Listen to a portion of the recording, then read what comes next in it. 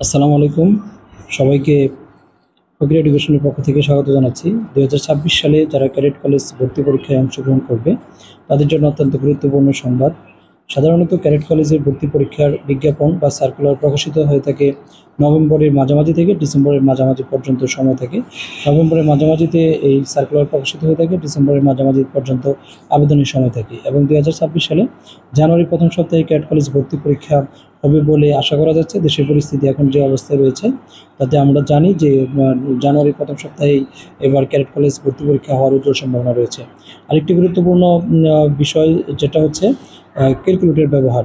যে কারিকুলাম এতদিন ছিল, 5ই আগস্টের পরে দেশের শিক্ষা ব্যবস্থার পরিবর্তন হয়েছে, প্রেক্ষাপট পরিবর্তন হয়েছে এবং যে কারিকুলাম পরিবর্তন হয়েছিল, যেখানে কোনো পরীক্ষা ছিল না, যে পরীক্ষা পদ্ধতির এই যে গ্রেডের মাধ্যমে যেভাবে নকশা বা কারিকুলামের যে পরিবর্তন ছিল, সেই কারিকুলামে ক্যাডেট কলেজে ক্যালকুলেটর ব্যবহার করার অনুমতি ছিল। গত 2 বছর ক্যাডেট কলেজে ভর্তি পরীক্ষায় ক্যালকুলেটর ব্যবহার অনুমতি ছিল।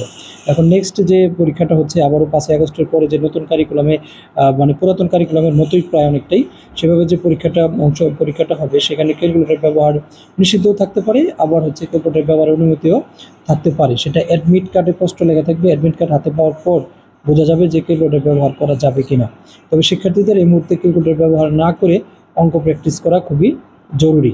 সেই হিসেবে মনে করব যে অঙ্ক করার জন্য অবশ্যই ক্যালকুলেটর ব্যবহার থেকে বিরত থাকা উচিত, যাতে হচ্ছে রাফ করার অভ্যাসটা গড়ে ওঠে। যদি ক্যালকুলেটর ব্যবহার করার অনুমতি থাকে তাহলে পরে অ্যাডমিট কার্ড পাওয়ার পরেও ক্যালকুলেটর ব্যবহার করার শেখা যাবে এবং হচ্ছে এক্সপার্ট পাওয়া যাবে। সবাইকে অসংখ্য ধন্যবাদ। সবাই ভালো করে প্রস্তুতি নিতে হবে ক্যাডেট কলেজ ভর্তির জন্য। আল্লাহ হাফিজ।